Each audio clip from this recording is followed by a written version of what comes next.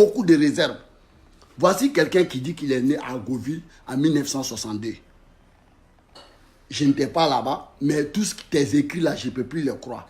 Parce que vu ton historique, vu ton CV, vu tes choses, comment on appelle, tes propos, vraiment, je ne peux plus te croire.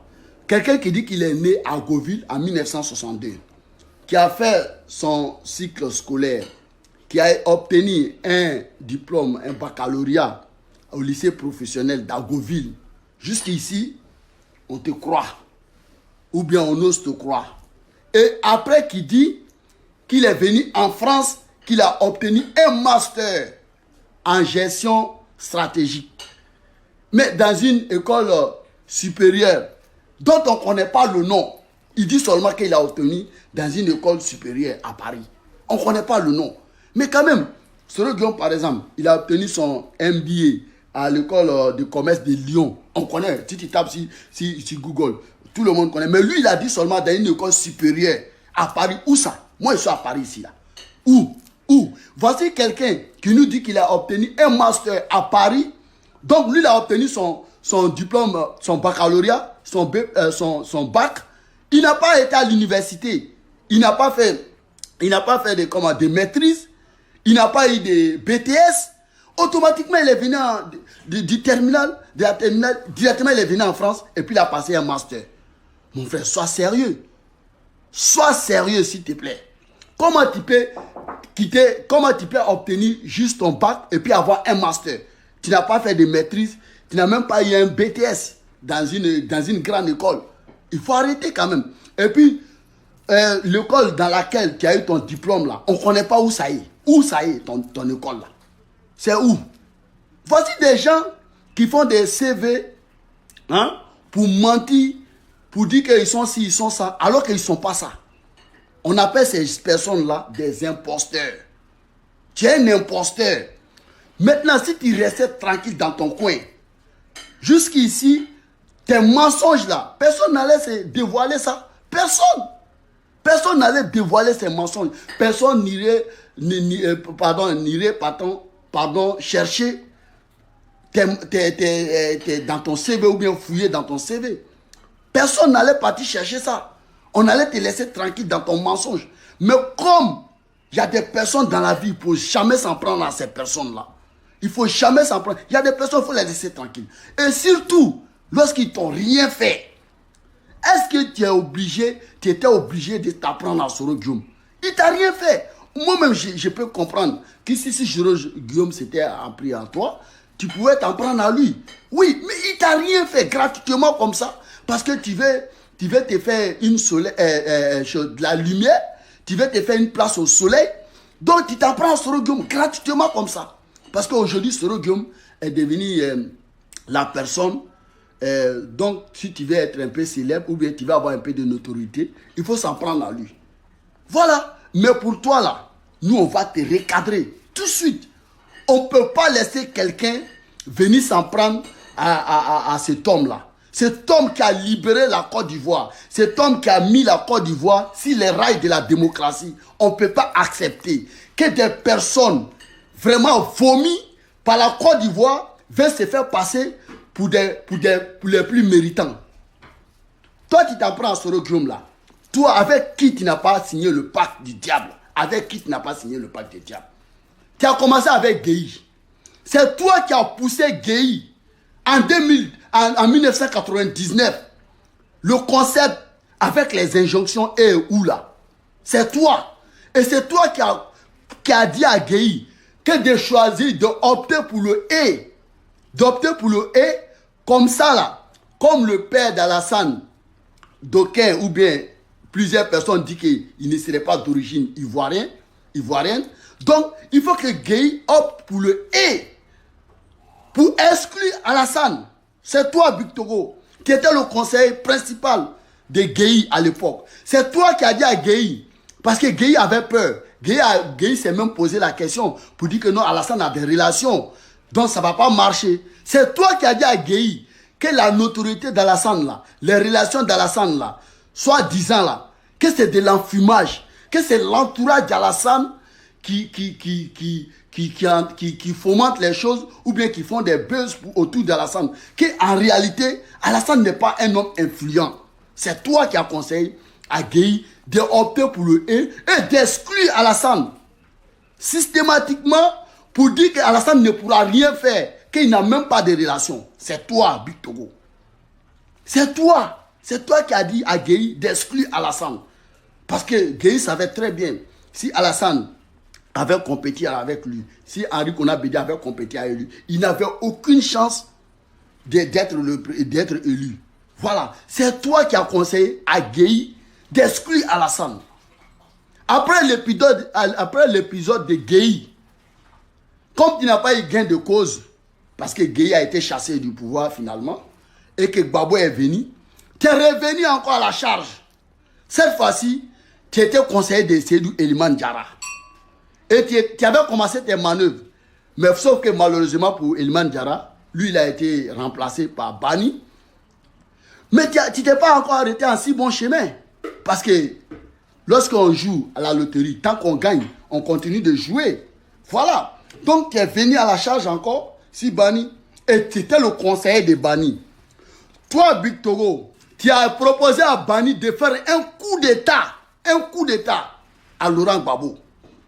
C'est toi qui as proposé à Bani de faire ce coup d'État. Et les services de renseignement, les hommes de Gbagbo se sont rendus compte. Et tu as fui, parce qu'on allait te branler comme trophée de guerre. Et tu as compris tout de suite. Tu as fui, tu es parti à Boaké. Celui que tu insultes aujourd'hui là, celui que tu veux traîner dans la boue aujourd'hui, celui que tu t'en prends à lui gratuitement aujourd'hui là, en l'occurrence Soro Guillaume là, c'est lui qui t'a hébergé à Boaké et il t'a mis à couvert à chose, comment on appelle, à Ouaga. C'est lui qui t'a hébergé à Ouaga 2000. C'est lui, en 2006, c'est lui qui t'a envoyé à Ouaga là-bas. Tu étais sous couvert de Soro Guillaume là-bas. C'est toi, Big Togo, aujourd'hui, qui n'a pas d'autre adversaire que Soro Guillaume. Et en plus, quand il t'a rien fait, vous-même qui parlez au nom d'Alassane là, vous avez vu un jour Alassane même s'en prendre à Soro Guillaume. Ça peut pas vous dire quelque chose? C'est même qui t'envoie là, c'est qui t'envoie parler à Soro Guillaume de la sorte là. Tu les as vus un jour ouvertement parler de Soro Guillaume? Parce que quand même, la conscience est l'être que Dieu a mis en l'homme de savoir faire la part des choses. Quand même, quand tu as connu quelqu'un d'aussi bon, d'aussi bien, franchement, même si demain tu n'aimes pas la personne, mais tu sais qu'à un moment donné de ta vie, cette personne-là était là. Ta conscience morale même t'interdit d'être contre lui publiquement. Oui, et de l'afficher. Parce que toi-même, tu pourras pas aller dormir. Pour ceux qui ont un peu de dignité, quoi. Pas comme toi. Toi, Soro Guillaume qui t'a hébergé à Ouaga là-bas. Et tu as eu le salut que lorsque Soro Guillaume est devenu Premier ministre.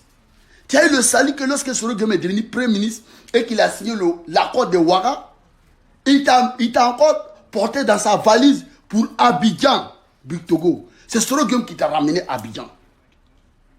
C'est Soro Guillaume qui t'a ramené à Abidjan. Et tu es venu à Abidjan. Tu n'es pas resté avec le RDR.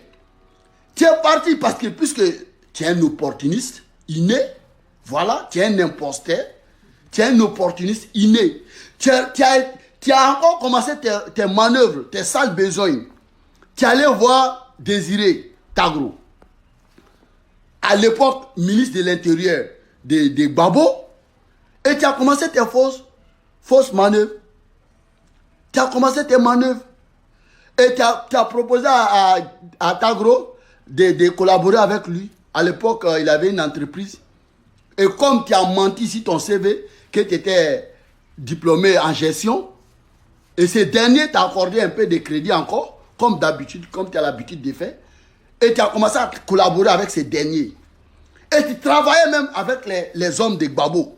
On le sait, Big Togo. Mais comme aujourd'hui tu t'apprends à Soro, on va te dévoiler à la Côte d'Ivoire entière. Qui tu es, toi? On va vraiment te dévoiler ta vraie nature. On va dévoiler ta vraie nature. Tu as continué à collaborer avec Désiré Tagro. Jusqu'en 2011, tu es parti à l'hôtel du Golfe Quand les miliciens t'ont menacé, parce qu'à l'époque, on croyait que tu étais vraiment un fervent supporter d'Alassane. Oui, mais quand les miliciens t'ont inquiété chez toi là-bas, parce que tout le monde est parti au golf, tu n'es pas parti, hein, parce que toi, tu n'étais pas inquiété, tu étais avec le pouvoir Gbagbo. Oui, tu collaborais avec l'ex-ministre de l'Intérieur, Désiré Tagro. Toi, tu n'as jamais été inquiété. Alors que pendant que les autres se cachaient à l'hôtel du golf, pendant que les autres étaient inquiétés, toi, tu étais paisiblement, tranquillement chez toi. Et tu soutenais même le pouvoir de Gbagbo contre Alassane. Oui, parce que pour toi, ton camp était désormais le camp de Gbagbo. Et tu priais tous les soirs pour que le Gbagbo prenne le dessus sur Alassane. Et comme tu as été inquiété par les miliciens et tu as trouvé à l'époque que le seul coin où tu pouvais t'abriter en sécurité, où tu pouvais être en sécurité, c'était l'hôtel de golf. Et comme tu avais à l'époque des liens avec les... Parce qu'à l'époque, nous tous on croyait que tu étais un militant du RDR. Et donc comme tu avais ces liens-là, et tu t'es réfugié encore à l'hôtel de golf, parce que tu es un opportuniste inné. Mais à l'époque là, personne ne pouvait calculer ces choses-là. Non, est-ce qu'il est où? Parce que tout le monde était préoccupé à la situation du pays. Et tu t'es retrouvé subitement à l'hôtel du golf. Et lorsqu'Alassane a été rétabli, tu as encore commencé tes sales besognes au point aujourd'hui où ça te coûte. Le secrétaire de l'organisation ou bien quoi là. Mais quand est-ce que tu vas arrêter d'être un PD politique, excusez-moi, un prostitué politique? Voilà. C'est pas bien, Victor. Tu peux pas continuer à mélanger les gens comme ça à cause des postes seulement. Aujourd'hui, là, tu as tellement mélangé les gens pour qu'Alassane te donne tous les marchés de la Côte d'Ivoire. Je ne sais pas ce que tu as, mais il faut reconnaître ce talent-là quand même. Tu as un talent de troupatouilleur quand même, il faut reconnaître. Tu as un talent de marmailleur quand même. Il faut reconnaître ça. Hein? Vraiment, tu es un vrai philomane, quoi, politique. Oui, je ne sais pas comment tu arrives à marmailler les gens, à troupatouiller pour te faire une place au soleil, connaissant ton passé, quoi. Alors que les gens même connaissent ton passé. Parce qu'aujourd'hui, si moi je suis au courant, ça veut dire que ton passé, il est là. Mais vraiment, tu es arrivé à un point où nous, on va t'arrêter, on va te dire stop. Ça suffit comme ça. Victor, moi, je ne vais pas faire comme les autres, rentrer dans les histoires des nationalités et autres là. Non, je ne vais pas faire ça. Oui, mais je vais te dire quand même, tu n'as pas besoin de faire tout ça là pour obtenir des postes. Tu as déjà tous les marchés de la Côte d'Ivoire. Tu as déjà tout ce que tu veux avec Alassane. Parce que ton tripatouillage là, ça ne s'est même pas arrêté en Côte d'Ivoire. Tu allais même dealer avec le capitaine Aya au Mali. On est au courant. Tu crois qu'on n'est pas au courant de toi? Hein? Tu faisais du trafic de l'or avec lui. On est au courant de tout ça, Victor. Hein? Bon, si je vais parler de l'histoire des déchets toxiques, tous les Ivoiriens le savent. Donc, un mec comme ça, là, toi, tu as quelle légitimité de dire à un président de l'Assemblée qui a été voté à l'unanimité de démissionner sous prétexte que parce qu'il y a un nouveau parti qui a tué le RDR qui s'est tant battu, qui s'est tant saigné, qui a fait de nombreuses victimes pour que Alassane vienne au pouvoir. Aujourd'hui, en guise de récompense, on ose décapiter ces partis au nom d'un nouveau parti. Et comme toi, tu es un opportuniste, tu te retrouves dans ton élément. Parce que moi, le RHDP, là, c'est un parti d'opportunistes. Rien qu'à regarder ceux qui sont vraiment acharnés là-dessus.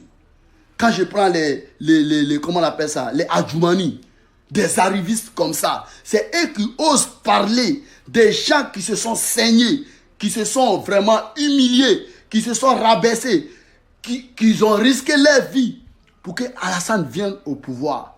Et c'est vous les arrivistes des vomis, des traites. C'est vous qui veulent devenir plus royaliste que le roi. Mais il faut arrêter quand même. Je sais, Alassane sait très bien, aujourd'hui, c'est peut-être qu'il n'est pas d'accord avec Soro, mais tous les militants du RDR, ils ne peuvent pas dire le contraire. Si on doit prendre vraiment un homme intègre, si on doit prendre un homme loyal, si on doit prendre un homme fidèle, je n'en vois pas plus que Soro Guillaume. Moi, je n'en vois pas au RDR. Tout cadre confondu. Personne ne peut lever la main pour dire que lui, il est plus intègre, il est plus loyal, il est plus fidèle que Soro Guillaume. Oui, il faut le dire. Parce qu'il y a lieu de retracer l'histoire et de vraiment rafraîchir la mémoire des gens. Parce que d'entre vous là, qui a pu s'afficher même avec les rebelles? Qui d'entre vous? Qui d'entre vous, tous ces cadres aujourd'hui qui se tapent la poitrine là, qui a pu s'afficher avec les rebelles? À plus forte raison, participer à la rébellion. Non, vous êtes cachés derrière. Sora a fait le sale boulot, il s'est bien souillé. Voilà, tout ce qu'on peut lui attribuer aujourd'hui, il a pris tout sur son dos et puis vous avez offert le pouvoir sur un plateau d'or. J'ai dit, mais quand même, si tu ne vas pas être reconnaissant envers cet homme, mais ça ne sert à rien de venir raconter sa vie quand même. Parce que l'histoire, elle est tellement récente, il y a moins de 10 ans. Ça s'est passé devant nous tous ici. Soro, combien d'attentats il n'a pas subi? Combien d'attentats il n'a pas suivi? Combien de risques il n'a pas pris? Et tous ceux qui sont tombés au nom de cette lutte. Et aujourd'hui, vous avez vu quelqu'un faire ce genre d'actions, mener ce genre d'actions, et puis il n'est pas au cœur de ce pouvoir, il n'est pas président, il n'est pas candidat. Vous avez vu déjà ça où? Vous avez vu ça où? Si on veut parler des traites là, c'est vous les traites. C'est vous qui avez trahi Soro. C'est vous qui avez trahi le combat. C'est vous qui avez trahi les militants. Il est maintenant temps de dire les choses telles qu'elles sont. C'est les militants, ils ont cru en vous. Ils se sont saignés pour vous sans rien vous demander. Sans poste. Uniquement, il faut qu'Alassane vienne au pouvoir. Il faut que le RDF vraiment accède au pouvoir. Ils ont fait tout, ils ont pris tous les risques. Quitte à mourir, quitte à perdre des membres, quitte à perdre des biens, quitte à perdre des enfants. Ils ont tout fait. Et aujourd'hui, vous venez au pouvoir. C'est vous, ces militants-là, ces personnes-là, ces faiseurs, ces personnes qui vous ont fait là, sont devenus vos ennemis. Je voulais dire vos adversaires. Vous comprenez? J'ai dit quand même, il faut un peu d'humilité quand même. Vous pensez que ces propos déplacés ou opportunistes pour dire que non, s'il ne veut pas venir au RHDP, c'est vrai, ça va faire un peu de buzz dans votre entourage. Mais c'est des propos qui vont vous suivre à vie. Parce que maintenant, on sait que vous êtes capable de prononcer n'importe quoi juste pour gagner un petit poste. Alors que vous n'en avez pas besoin. Vous avez déjà tout ce que vous... Même rien que les marchés de la Côte d'Ivoire, ça vous suffit. Est-ce que vous avez besoin d'en rajouter? Est-ce que vous avez besoin d'en rajouter? Voici un parti. Vous êtes en train d'envoyer Alassane dans le trou. Vous êtes en train d'envoyer Alassane à l'abattoir. Voici un parti avec tous ces militants unis derrière, à bloc, avec tous ces militants dont le moral était haut, qui n'a pas pu faire 40% des urnes. On a fait 30%. Il a fallu bédier pour que on arrive à battre Babo seul. Pour qu'on arrive à battre Babo seul, hein, il a fallu MFA, IDPCI.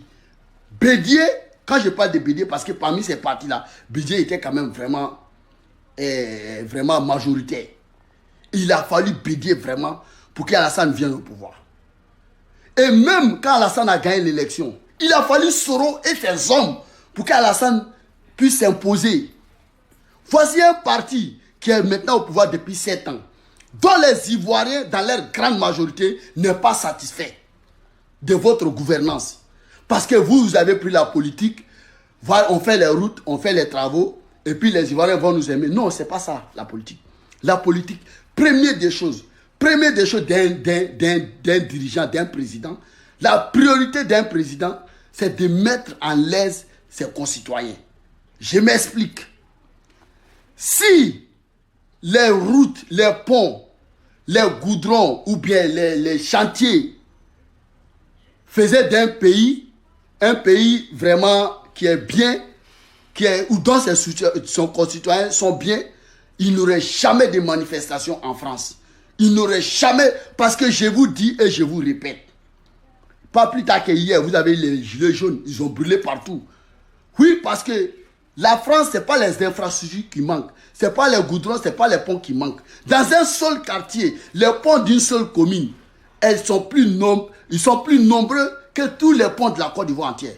Mais ça n'empêche pas les gens de manifester. Pourquoi? Parce que les gens ne sont pas en l'aise. À un point donné où les gens n'arrivent pas à payer, quand les gens payent leurs factures d'électricité, des maisons, de la bouffe, tout ça, ils n'ont plus rien. Parce que c'est le bien-être qui est prioritaire d'abord. Si l'Ivoirien n'arrive pas à manger à sa faim, si l'Ivoirien n'arrive pas à subvenir à ses besoins, si l'Ivoirien n'arrive pas à trouver un emploi, je vous dis, quels que soient les ponts, les routes, tout ce que vous imaginez là, les gens ne peuvent pas vous aimer.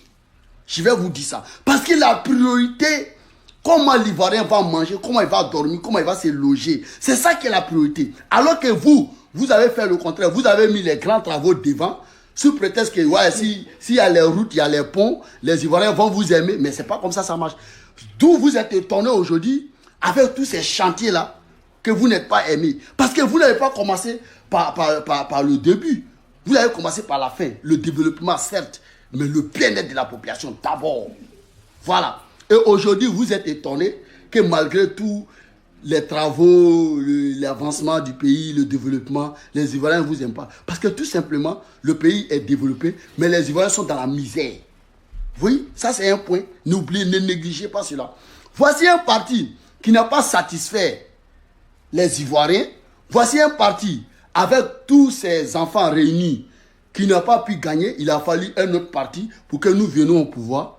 Et aujourd'hui, vous êtes divisés. Les enfants, il faut le dire, hein, le RDR est divisé aujourd'hui. Parce qu'il y a du RHDP, il y a les RDR, il y a les sororistes. Parce que vous avez pris votre décision. Vous n'avez pas consulté les militants. Parce qu'aujourd'hui, comme vous êtes devant, vous êtes les dignitaires, c'est vous.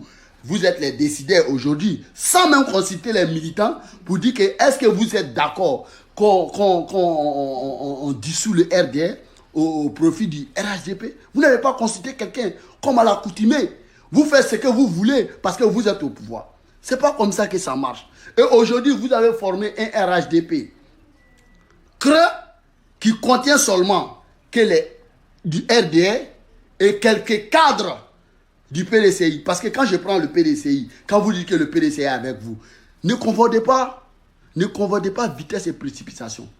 Vous pouvez prendre tous les cadres du PDCI. Mais si les militants ne sont pas avec vous, le PDCI n'est pas avec vous. Parce que les 12 cadres, ou bien les 15 cadres là, ils valent combien pour l'électorat d'une personne? Ils valent combien? Rien du tout. Tous les Adjumani et consorts et tous les cadres que vous avez réussi à dérouter, ils peuvent rester avec vous. Mais le PDCI n'est pas avec vous. Hein, parce que ce n'est pas ces cadres-là qui votent. C'est les militants qui votent. Voilà. Donc, je reviens pour dire que aujourd'hui, ce n'est pas avec un parti creux que vous allez conquérir le pouvoir d'État. Parce que unis, vous n'avez pas pu. On a eu recours au PDCI. Et aujourd'hui, divisé avec le PDCI qui s'est démarqué de vous, où vous comptez aller avec ça, avec un RHDP creux. Un RHDP avec des cadres, pas des militants. Vous comptez aller où avec ça? C'est pourquoi je vous dis, faites attention. Vous êtes en train d'envoyer Alassane à l'abattoir et le pouvoir vraiment à la perdition. Parce que ne soyez pas émotifs. Ne soyez pas émotifs. À un moment donné, il faut s'arrêter, il faut faire le calcul. Parce que la politique, c'est ça aussi. Vous pouvez dire les slogans RHDP, RHDP. Oui, RHDP. Mais avec combien de militants? RHDP, avec combien de partis? C'est le RDS seul qui est là-bas. Il n'y a pas d'autres partis. Parce que le MFA d'Anaki Kobena ne fait plus partie du RHDP parce que vous avez fabriqué un autre leader. Vous avez remplacé Anaki Kobena. Et aujourd'hui, Mabri Touake, il est avec vous parce qu'il est contraint. Mais quand le moment va venir là, il va se retirer. Parce qu'on a vu tout le monde, vous l'avez tordu. Vous l'avez forcé. Vous avez forcé la main pour revenir là-bas. Vous l'avez forcé. Et comme on est en politique, parce qu'on a 20 mois d'élection, 20 millions c'est beaucoup. Même si c'est moi, il prend pour moi. Mais au moment de vérité là, je vais me retirer. Personne ne veut perdre de l'argent. On vous a compris, les Ivoiriens ont compris. C'est pourquoi j'ai dit, ressaisissez-vous. L'homme que vous vous mettez contre lui aujourd'hui là, c'est lui, grâce à cet homme là, à cause de cet homme là, vous allez disparaître à jamais. Déjà le RDR, vous l'avez dissous, voilà. Et le RHDP là, ça ne dit plus rien aux militants du RDR parce qu'ils ne se reconnaissent pas dedans. Parce qu'on ne peut pas faire de cette lutte. Et puis aujourd'hui, venez nous montrer. Ça veut dire que le RDR, vous avez honte du RDR. Vous avez honte du RDR. Le RDR qui a eu une belle histoire comme ça. Un parti qui a été fondé si vraiment l'engagement et l'intégralité. Ouais, le requin, c'est comment? Aujourd'hui, vous venez dissoudre ce parti qui a une longue histoire. Hein? Regorgé vraiment des faits émouvants, des faits vraiment nobles. Aujourd'hui, vous venez balayer tout ça d'un revers des mains au nom de vos ambitions égoïstes. Vraiment, je dis que bonjour, peut-être comme vous-même vous avez dit, bonjour à l'exil. Vous avez dit que si vous n'êtes pas au pouvoir, vous allez partir à l'exil. Peut-être que vous allez partir à l'exil. Parce que tous les calculs montrent que vous ne pouvez pas rapporter une élection avec ces partis-là. En tout cas, si vous restez comme ça et vous allez à une élection, vous ne pouvez pas gagner. Parce que Bédier dit qu'il va faire une plateforme avec le FPI. Alors qu'on sait qu'aujourd'hui, vous êtes en froid avec ce Guillaume. Et peut-être que même, il y a comment on appelle ça? Il y a un non-retour. Parce que, comme à l'accoutumée, quand il y a une altercation entre vous et quelqu'un, vous continuez à vous bander les muscles au lieu d'en discuter. Vous dites que vous êtes au fouettiste, mais vous faites tout sauf les pratiques du fouet. Parce qu'au fouet, la priorité du fouet, c'était le dialogue. La priorité du fouet, c'était de trouver un consensus. Mais pour vous, ce n'est pas ça. Hein? Parce qu'aujourd'hui, vous avez l'armée, vous avez la police, vous avez les appareils du pouvoir. Quand quelqu'un n'est pas d'avis avec vous net, il faut que l'épée Damoclès soit sur sa tête. Il faut que cette personne la reçoive la foudre. Il faut que cette personne reçoive, en tout cas, tout ce que vous avez en pouvoir. Il faut que cette personne vous sente. Oui, c'est la justice qui commence d'abord. C'est l'emprisonnement. C'est vraiment les intimidations. C'est pas comme ça que ça marche. C'est pas comme ça que ça marche. Ressaisissez-vous. Ne vous laissez pas aller avec des opportunistes qui pensent seulement qu'à leur petit poste là. Qui pensent seulement qu'à leur intérêt égoïste. Ressaisissez-vous. Franchement, aujourd'hui là, vous avez, quand on vous dit la vérité, vous n'aimez pas ça. Vous aimez seulement des gens qui viennent dire, non, le RDR, on va gagner à la 103e mandat, à la 105e mandat. Vous savez très bien, déjà, Alassane, lui-même au fond de lui, il sait, au moment où il était dans l'opposition là, sa cote de popularité, et puis aujourd'hui, il le sait très bien. Mais si Alassane, dans vraiment ces bons moments où il avait la cote, en tout cas plus haut, il n'a pas pu conquérir le pouvoir seul. Vous croyez qu'aujourd'hui, avec une personne comme Soro Guillaume qui n'est pas d'accord avec vous, qui va peut-être vous quitter, vous croyez que vous pouvez gagner? Et quand vous savez, ces personnes, les personnes qui s'inscrivent à la cause de Soro Guillaume, quand vous savez ça, vous blaguez qui même? Moi, j'ai dit ce qui va se passer. Vous allez peut-être faire comme les autres, comme Guéhi, ou bien comme Babo. Ouais, je suis au pouvoir, j'ai l'armée derrière moi. Ils seront obligés d'accepter ce que je veux. Parce que c'est comme ça que les gens pensent. Mais ce que vous pensez là, vous oubliez que même l'armée là fait partie de la population. Parce que moi qui vous parle peut-être comme ça là, j'ai un frère qui est dans l'armée, j'ai un cousin qui est dans l'armée. Et pléthorique des Ivoiriens comme ça, ils ont tous des personnes qui sont dans l'armée. Vous croyez qu'ils n'ont pas les mêmes ressentiments? Vous croyez qu'ils n'ont pas les mêmes façons de vous juger aussi? Je vous dis, ressaisissez-vous. Hein. Aujourd'hui là, vous n'êtes rien. Mais toute la Côte d'Ivoire le sait, sauf seulement vous. C'est le RDR qui ne sait pas aujourd'hui que le RDR est aujourd'hui un pantin en carton. C'est le RDR seul qui ne sait pas. Parce qu'ils sont aveuglés par le pouvoir, ils sont aveuglés par les profits, par les privilèges, par les prestiges. J'ai dit à un moment donné, il faut faire un petit calcul quand même. Les Adjoumani et autres là, qui ne rêvaient même pas avoir ces rangs là, aujourd'hui là, et ils sont des va-t-en-guerre. Et ils jouent les va-tout. Parce qu'il s'est cramé au PDCI. Aujourd'hui là, pour se faire une place là, il est prêt à faire tout.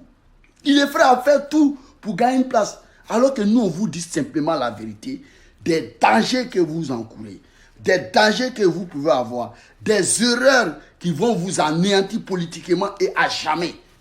Parce que je vous dis, le RDN ne devrait pas disparaître. Parce qu'il y a des gens aujourd'hui qui sont attachés. Parce que le RDN aujourd'hui fait partie des personnes aujourd'hui. Et aujourd'hui, vous voulez dire que toutes ces luttes-là, on doit oublier. Tous ces sacrifices-là, on doit oublier. Je dis que ce n'est pas gentil quand même. C'est ingrat de votre